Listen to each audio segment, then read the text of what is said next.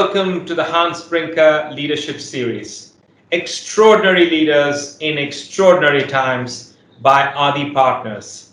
I am Sanjay Viswanathan. I am Hiral Desai. We've had some remarkable visionaries on our show, haven't we? And an overwhelming response from our viewers. So thank you all for watching us and following us. In our previous episodes, we've spoken to a wide array of champions from healthcare, non-profit, hospitality, and industry. Today, we have another champion from healthcare. Let me introduce you to Alastair Pickering, Chief Clinical Information Officer at Hull University Teaching Hospitals NHS Trust. Alastair graduated in medicine from University of Birmingham in 1998. Starting as a clinical lead in urgent and emergency care within the NHS, he progressed to Chief Clinical Information Officer at Hull University Teaching Hospitals NHS Trust. Welcome to the cohort, Alastair. Delighted to have you as a part of the cohort of champions of the Brinker Leadership Series. Thank you for having me. Alastair, let's start with the first question. If you could just share with us a snapshot of your background and your role as a clinical practitioner at NHS. My role has been quite varied as I've worked through my career. I've worked through various specialties in my junior training and then found an interest in emergency medicine, where I spent about 8 years doing some academic work and research in emergency medicine, completing a doctorate in that. And then I took up a consultant post in Hull in 2012. And then actually my interests have switched more to sort of digital elements of healthcare and informatics. And I was able to spend a few years working with NHS Digital in the urgent emergency care space. So supporting the 111 service and helping with the rollout of 111 online across the country, as well as overseeing some other projects at a national level. And then about a year ago, an opportunity came up in Hull to come back and help lead the sort of clinical informatics team within the University Hospital in Hull. And so I took that up because they had quite an exciting program of work. It was where I was actually practicing clinically in the emergency department. And so it fitted very nicely with the next step of being able to deliver change and support clinicians on the front line to make life better for patients. That's an incredible journey so far. Alastair, you have been and continue to be at the forefront of this battle against COVID. What does your role actually entail currently? So at the moment, I've probably got two roles. My main role is the sort of digital clinical leadership.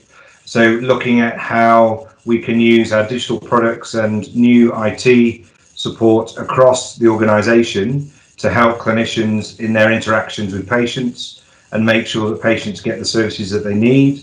So there's been a large sort of scale piece of work across the organisation, supporting remote working for staff, supporting video consultations for patients, supporting a number of different elements where we're capturing data remotely and feeding that into our main electronic record.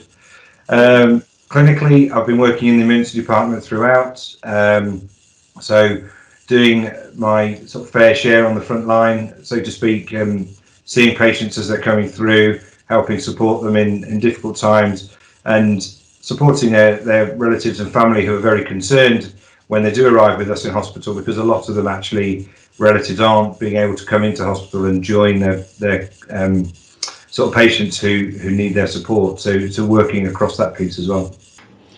So, Alastair, we all know NHS to be the best clinical care platform in the world.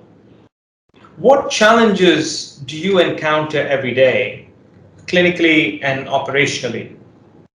So I think from a clinical aspect, the challenges are around the ability to spend time with patients and to be able to offer them the very best treatment and support that they deserve. From an emergency department perspective, we are often balancing individual level care with sort of a large busy department and trying to manage a number of patients, all who have urgent needs and emergency needs, all at the same time. So the clinical challenges are the decision making, the prioritisation of support, and actually being able to spend quality time with patients to give them the support that they need, not just clinically but emotionally as well. I think from an operational side of things, the wider system is generally under a lot of pressure. There is an increasing drive to seek healthcare. There is pressure on all services, so in primary care, in secondary care. I think from a secondary care perspective, we find that there is pressure on bed capacity. There is pressure on patients flowing through the system, so getting the right treatment and then moving on to the right environment for them. But I think the biggest challenge probably is that ability to provide the right care for patients in the environment that they wish to be cared for. And I think that is something that has shifted. A lot of people are focusing on that now. But being able to support patients in the environment they're comfortable with is probably going to be the biggest win if we can manage to conquer that. What is the situation on the ground presently, Alastair? I mean, how is it different now versus when, say, the pandemic began circa March this year? So I think from a structural perspective, the decision-making hierarchy and the governance structures around how we make decisions and how things are implemented, we're much better set up now to manage the sort of rapidly changing demands and pressures as surges of patients come through the doors. Previously in March, things were being stood up very quickly, decisions were being made, and we've learned a lot from those experiences that are driving how we do things now. We had a little lull over the summer in the UK, which allowed us to prepare for the next wave, making sure that we had the right capacity plans, we had the right things in place. I think from a digital point of view, we've got a lot of new structures up and running, so support for remote working. Everyone is now very familiar with video conferencing for meetings, and so that has been stood up across the patch, so we're very easy to join meetings with everybody who needs. And actually interacting with patients through video consultations, we've now managed to roll that out across nearly all of our specialties. So we're supporting patients with that remote access as well. I think the other thing that we've found is that there's been a lot of international learning around what the disease is, how you can manage it, and what's best for patients in different cohorts. The way that information travels around the system nowadays, it's very easy to identify what the best course of action is for patients. There's a lot of shared international learning, and so we're able to offer slightly different, slightly better treatment plans for patients when they do eventually present to us from what we were perhaps doing at the start of the pandemic, and we were kind of learning on our feet. Absolutely. The learning curve has been really steep from March to now for everyone across who's been involved. And Alastair, for you as a member of Hull University Teaching Hospitals NHS Trust, which already operates Hull Royal Infirmary and Castle Hill Hospital in Cottingham, what is your strategy to respond to the increase in COVID-19 patients? So the main strategy is to support the flow of patients into the right areas to make sure they can get the treatment that they need. So we have dedicated COVID areas for positive identified patients, but also we've still got urgent emergency care needs, we've still got routine needs for patients who don't have COVID, and we know that they don't. So we've tried to create a situation where we have those two areas are separated, the patients stay safe, and there's very little risk of cross-contamination. But also, we need to make sure that our staff are safe as well. So where there are dedicated COVID areas, there's very clear instructions as to how the staff need to sort of behave, what protective equipment they have, and what they can and can't do in those areas.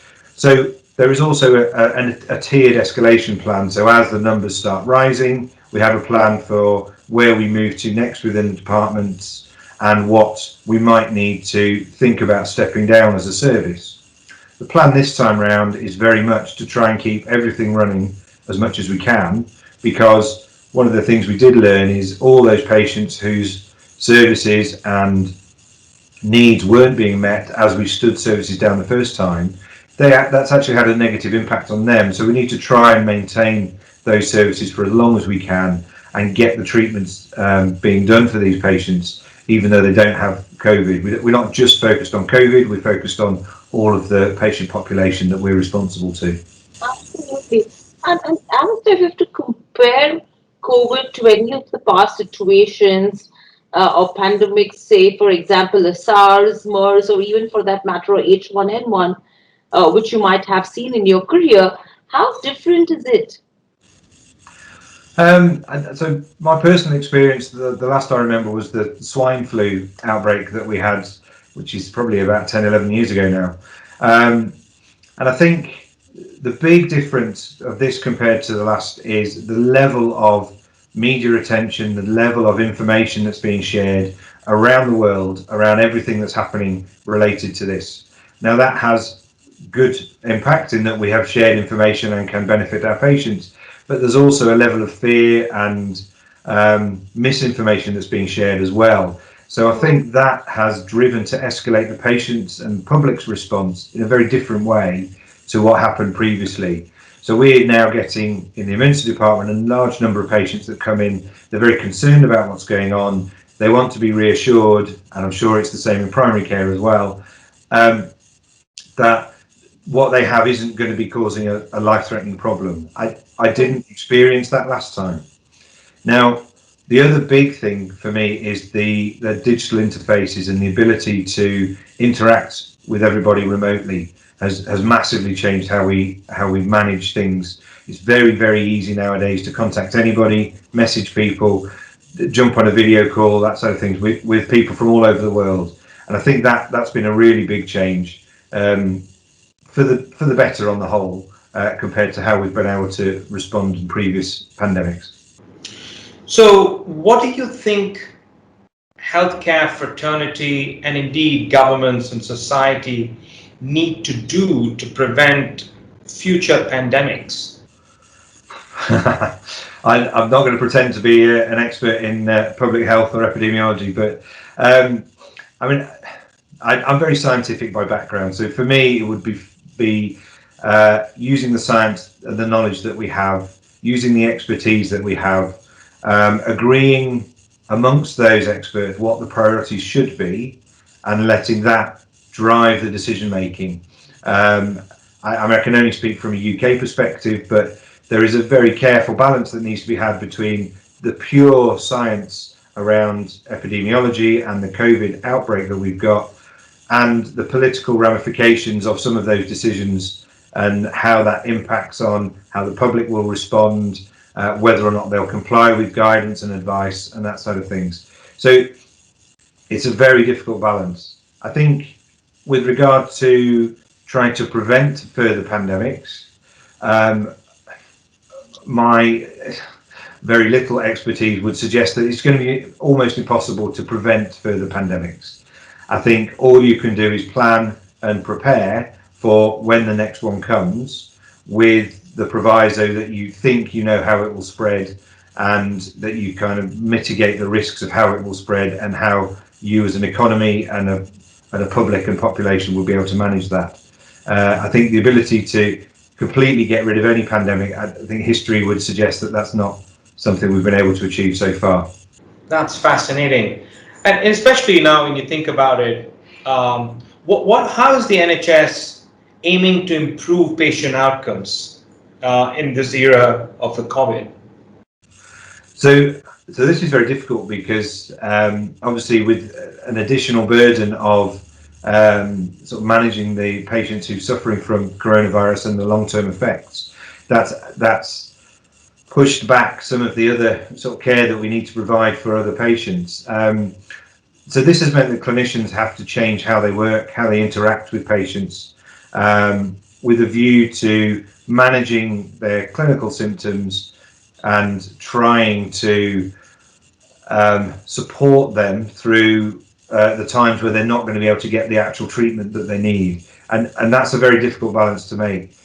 I think how the NHS is trying to improve outcomes, so from for the coronavirus suffering patients, we're using the research, we're looking at novel treatments, we're testing and trialing those, we're working at international collaboratives to look at how we get the best outcomes for the patients who have suffered.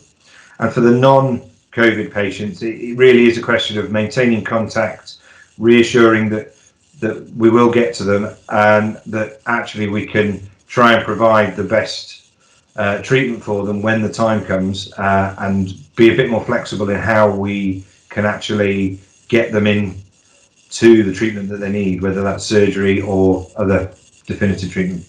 Right. And with all of this, you have been one of the catalysts, Alastair, for NHS to leverage technology to improve accessibility as well as quality of healthcare. Now, with the advent of telemedicine, virtual medicine et al., how has it impacted care pathways? Because I don't think so. This has just suddenly come like flash of light where everyone has started adapting technology in the healthcare space. Virtual medicine was always a nightmare where people didn't really have trust or faith, in terms of being treated probably digitally. How has that changed? So from the clinician side of things, I think it's enabled improved communications between teams. I think it has supported the conversations between sort of general practitioners and the family practitioners and secondary care staff. It has enabled the specialists to be able to access and review a number of key bits of information to help them make decisions around patients who have been referred to them or under their care. That wouldn't necessarily mean these patients have to travel to the hospital. They wouldn't have to sort of take time out of their day, take time out of work, that sort of things, to actually just get a brief period of time with the specialists. I think that the concept of asynchronous access between primary and secondary care, between patients and primary and secondary care clinicians, so the patients can sort of ping messages across, raise their concerns, and actually they will get a response. And it wouldn't be an immediate response, but it would actually be able to reassure them, and it might prevent a further appointment down the line. It might prevent sort of increasing burden on the urgent care and emergency care services. So I think that helps. The biggest thing is looking at how clinicians work.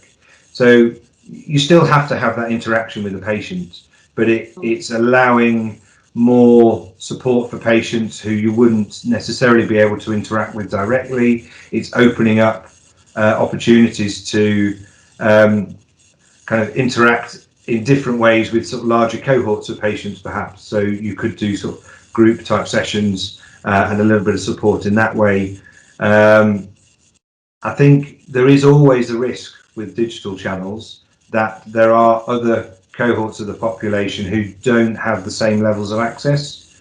And so one of the important things that we really need to focus on is making sure those old methods of getting the needs and support that they have met, it is making sure those channels are still available. So you're not cutting those people who don't have digital access off from the healthcare that they need.